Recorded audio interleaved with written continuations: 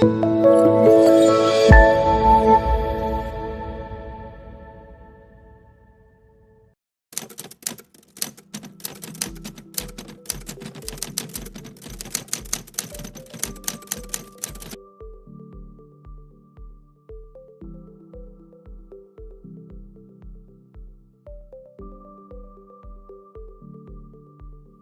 European missions are designed that they sort of endorse collaboration between different projects, but that's not the only reason. The main reason is we're a lot different, but we have a lot in common.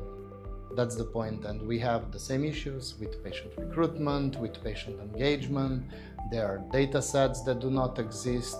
We have issues with sharing data for secondary use, how to utilize secondary data. And although we really address different tumors or cancers, types of cancers, and different concepts, we are about the science in the baseline is the same, and we share also a lot of opportunities. So if we can create a common pathway, to improve this research, especially in terms of secondary use, and if we can show that you can also apply different types of methodologies, different types of algorithms into different cancers, I think we will achieve what we want to achieve.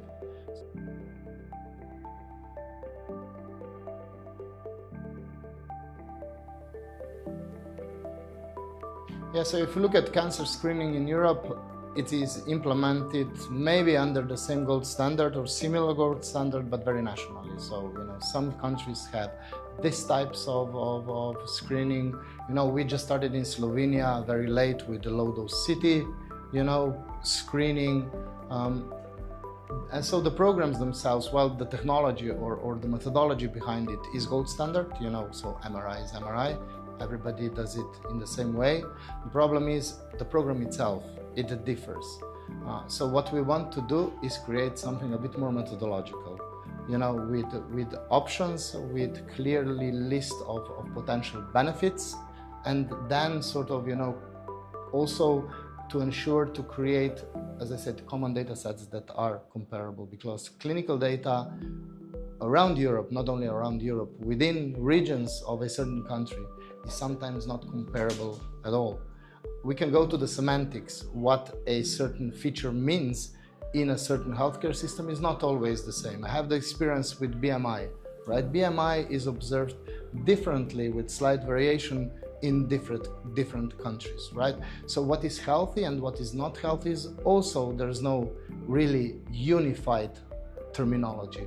And this is something where we can contribute also to the standards, to define the correct methodology, to define the correct metrics, so that, there is a common understanding what risks mean.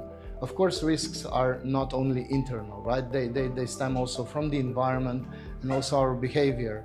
But biologically, we are the same. So biological risks are more or less similar and much influenced, of course, by the genetics and epigenetics of our body.